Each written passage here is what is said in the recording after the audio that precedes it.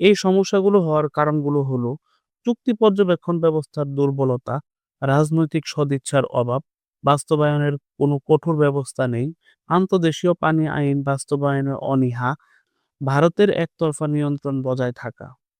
ফলে বাংলাদেশ পানির জন্য থাকে নির্ভরশীল কিন্তু পায় না তার ন্যায্য অংশ। বিশেষজ্ঞরা বলেছেন বাংলাদেশের উচিত আন্তর্জাতিক আদালতে যাওয়ার কথা চিন্তা করা।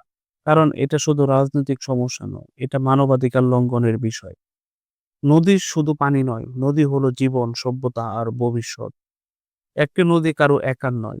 ফারাক্কা বাঁধ আজ প্রমাণ করে দিয়েছে, যদি প্রতিবেশী দেশ একতরফা সিদ্ধান্ত নেয়, তাহলে অন্য দেশ ক্ষতিগ্রস্ত হয়।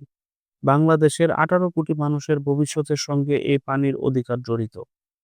আজ দরকার একটি ন্যায্য, বিজ্ঞানভিত্তিক ও আন্তর্জাতিক মানের পানি বন্টন ব্যবস্থা, যেখানে দুপক্ষের সম্মান থাকবে, থাকবে পানির প্রাণও।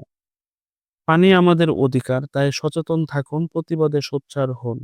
আপনি যদি মনে করেন বাংলাদেশের উচিত তার পানির অধিকার রক্ষা করা, তাহলে এই ভিডিওটি শেয়ার করুন আর কণ্ঠ মিলান এই ন্যায্য দাবির সঙ্গে। ভিডিওটি দেখার জন্য ধন্যবাদ। ভিডিওটি ভালো লাগলে লাইক, কমেন্ট ও শেয়ার করুন। আবার দেখা হবে অন্য কোনো ভিডিওতে।